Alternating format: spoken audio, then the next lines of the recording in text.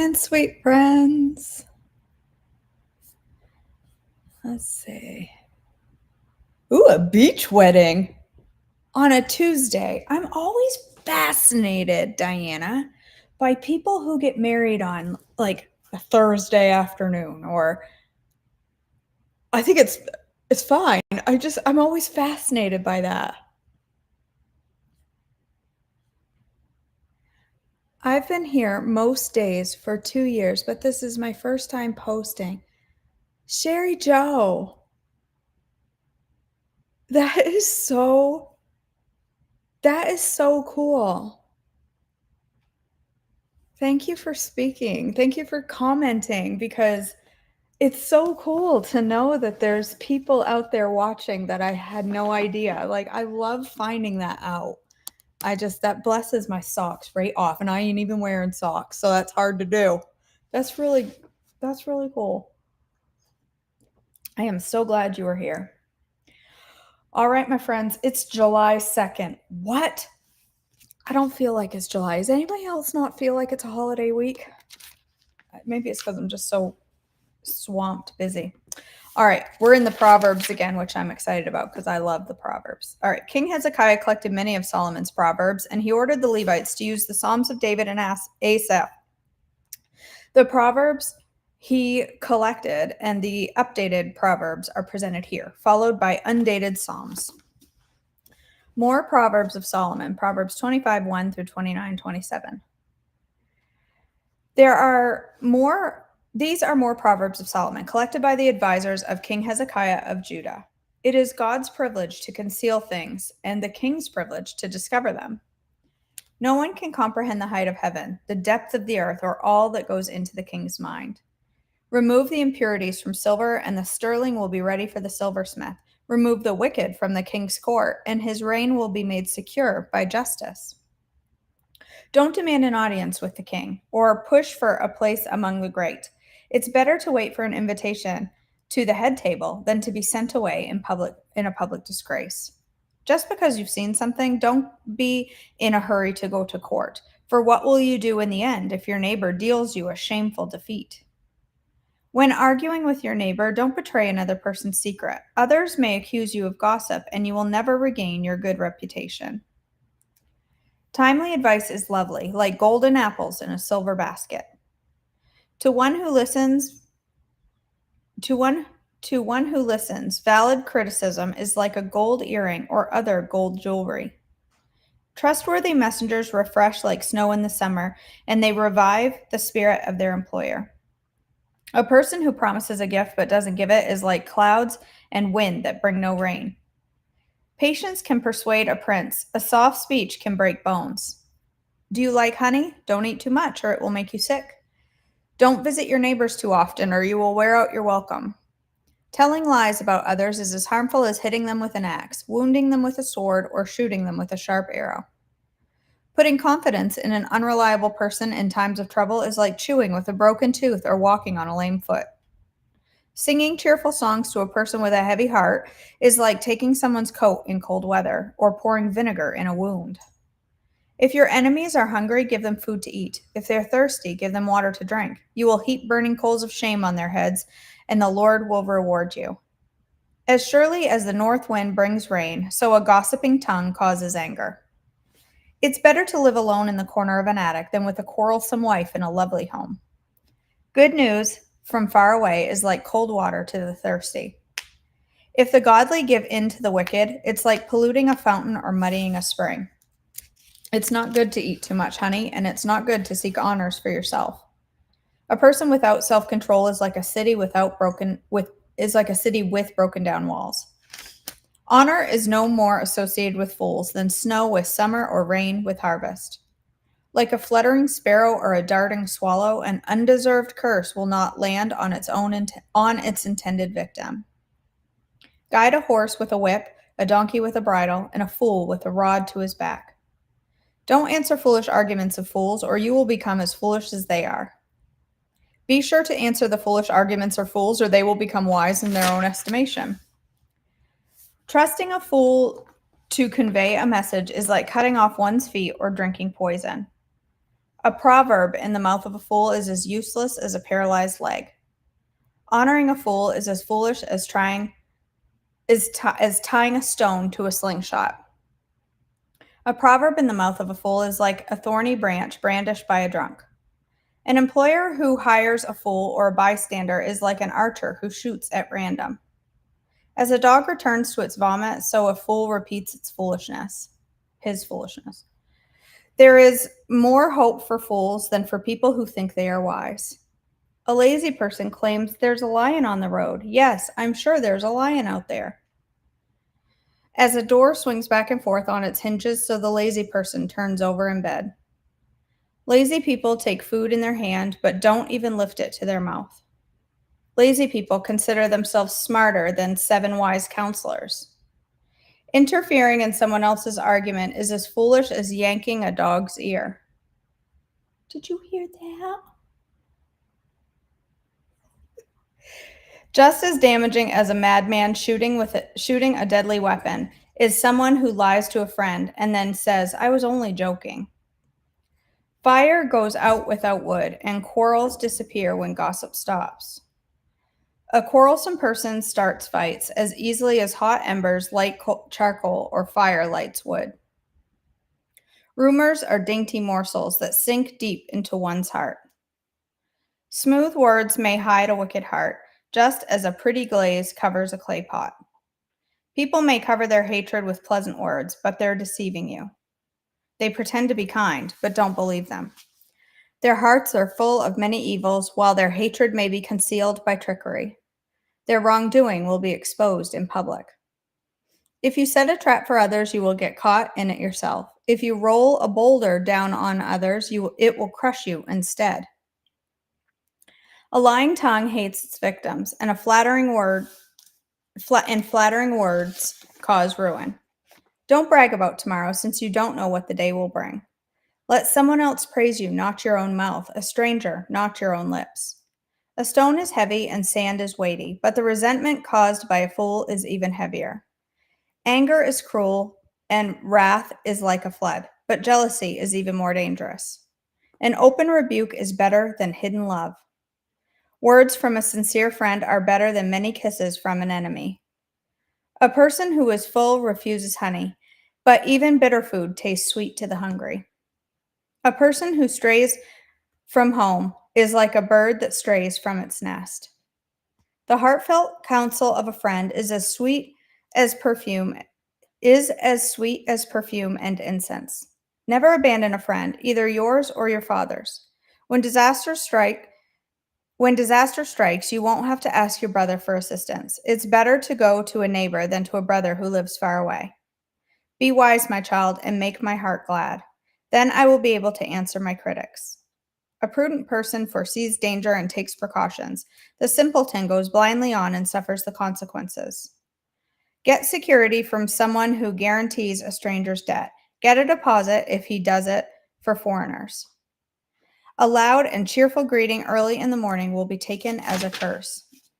A quarrelsome wife is as annoying as a constant dripping on a rainy day. Stopping her complaints is like trying to stop the wind or trying to hold something with greased hands. As iron sharpens iron, so a friend sharpens a friend. As workers who tend a fig tree are allowed to eat the fruit, so workers who protect their employees' interests will be rewarded. As a face is reflected in water, so the heart reflects the real person. Just as death and destruction are never satisfied, so human desire is never satisfied.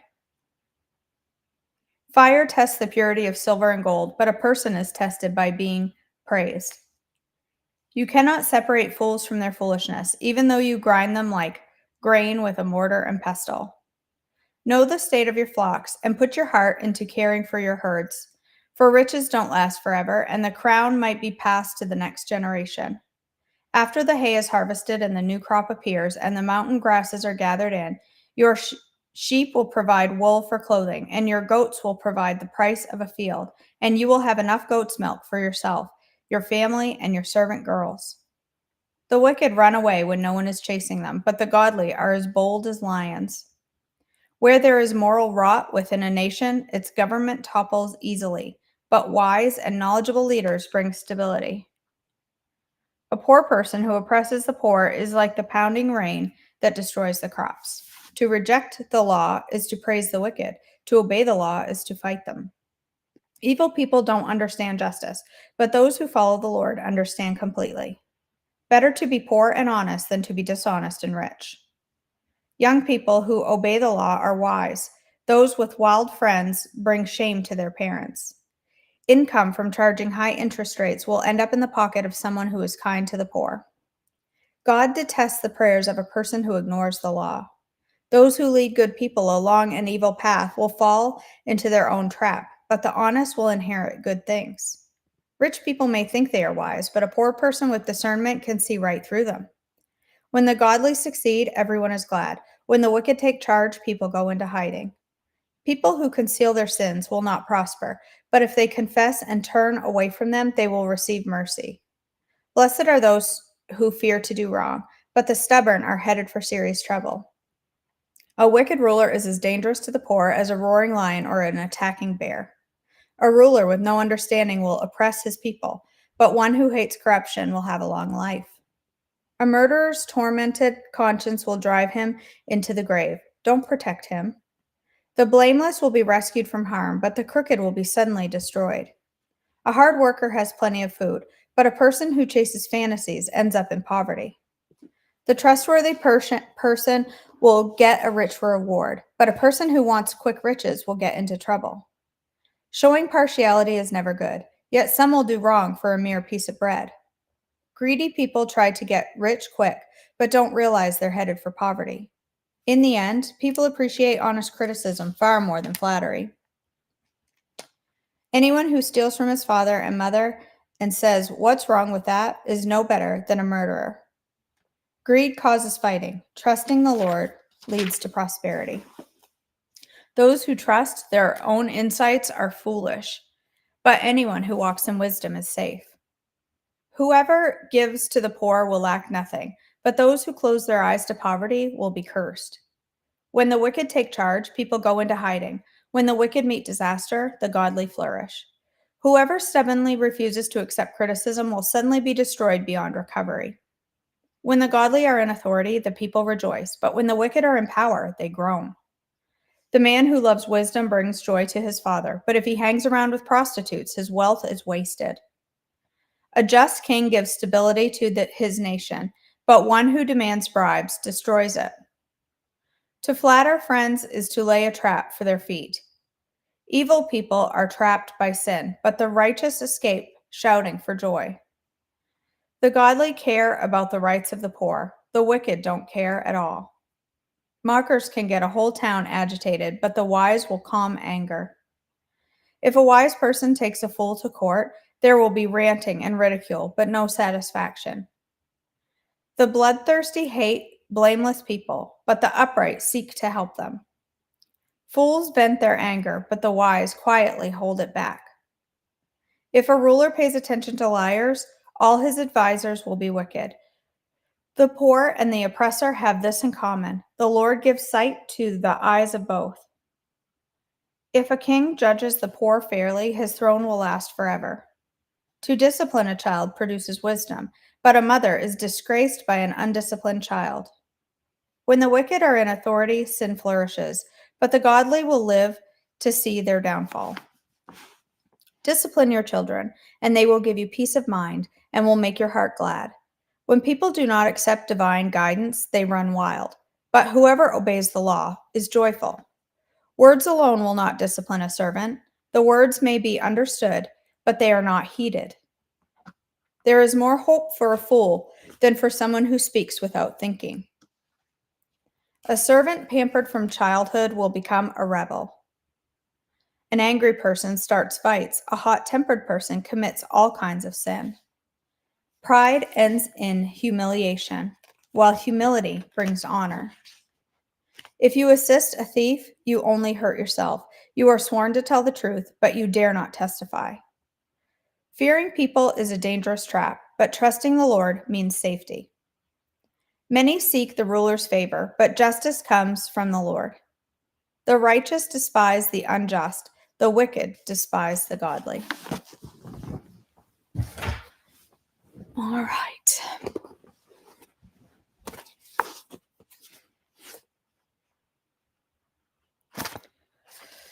Okay, we are on page 104.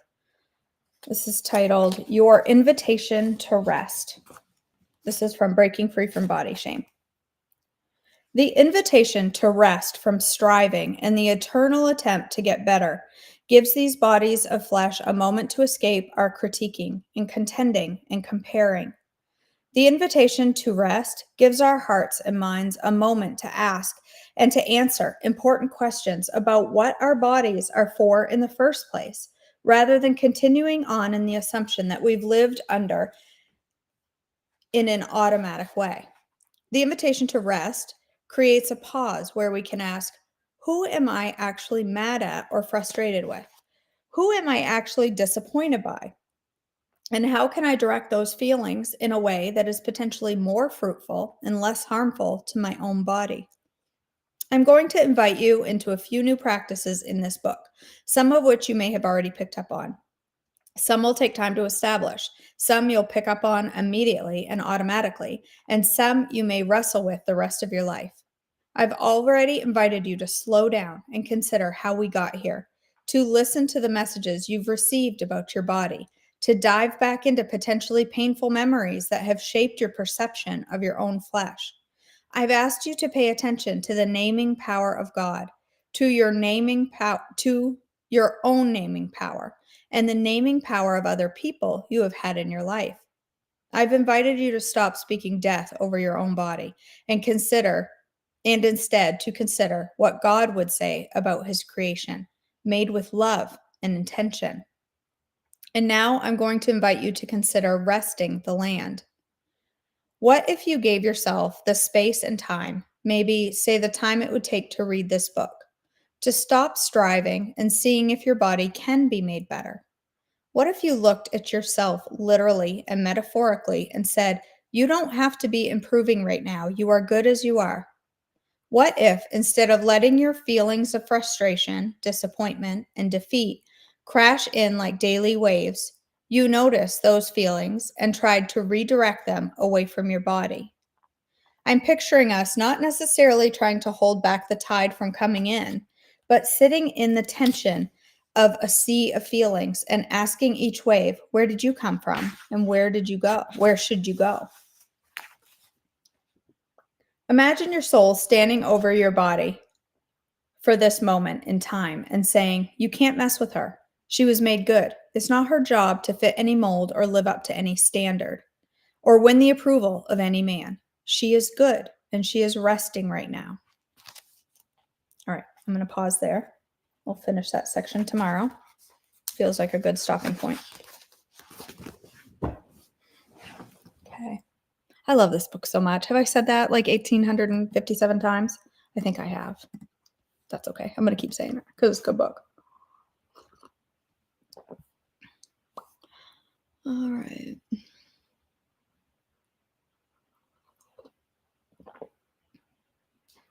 My niece had their wedding on Thursday evening because their location is a destination. Well, that makes sense. Yeah, Squeaky Boy is tired. Actually, he's just laying there because his squeaky toy is in the bedroom. And I didn't let him, he didn't bring it out right now. He didn't bring it out this morning when we got up. So it'll stay there for a while. I need to leave it in there more often because it's much better. I wish I could scroll in. I can't zoom so you could see how he's got his paw up over his. Oh, hold on. I got to show you. I got to show my people how he's got his paw up over his face. You see? It's an unhealthy level of obsession that we have with that dog. Let me just say that. All right, my friends, let's go ahead and end our time together in prayer. God, our Father, we thank you for this day, and I thank you for this opportunity to gather together with these women and to join collectively in reading your word. And I pray that it honors you and blesses you. And I pray that it blesses each and every woman here that is listening along. God, I pray as we go through our day, help us to recognize our unhealthy desires over our help us to recognize our healthy needs over our unhealthy desires today. Help us to recognize the foods that we choose and how they can honor our body and make us healthy and help break us free from food addiction and from the struggles of dieting and all of these things. Just help us to recognize our food as a form of worship, our choices as honoring to you. Help us to make healthy choices that heal our bodies and help us to grow. God, I just pray as we go through our day, you will help us to share the love of Christ wherever we go. Everyone we encounter, that we will be a picture of Christ to them, that kindness will flow out of us, even when it's difficult, and that people will come to know Christ because of our testimony. In your precious name I pray. Amen. All right, my friends. I love you, ladies. He does. You're right, Faith. He does. He brings a lot of joy and a lot of bills. He is the world's, well, I won't say he's the most expensive dog, but that doggy, he's he's he's cost us a lot of bills. I don't even want to say how much. It's horrifying. He's basically a show dog at this point financially. But I mean, you saw that face? He's worth it. All right, I got to figure out what I'm doing for breakfast. I have not been live since like last Wednesday. I think it was, maybe even Tuesday. So I am going to go live for breakfast this morning. Literally no idea, but I got to figure it out. I'll figure out what I'm going to make. I have no eggs. I ran out of eggs last week and I still haven't bought them. I keep forgetting. So I got to figure something out. And when I figure it out, I'll be live, hopefully shortly. I want to do it soon because I can tell my blood sugar's down a little. I need some brekkie. So I love you guys. I know he does. The vet office now has a wing called Sebastian's Corner.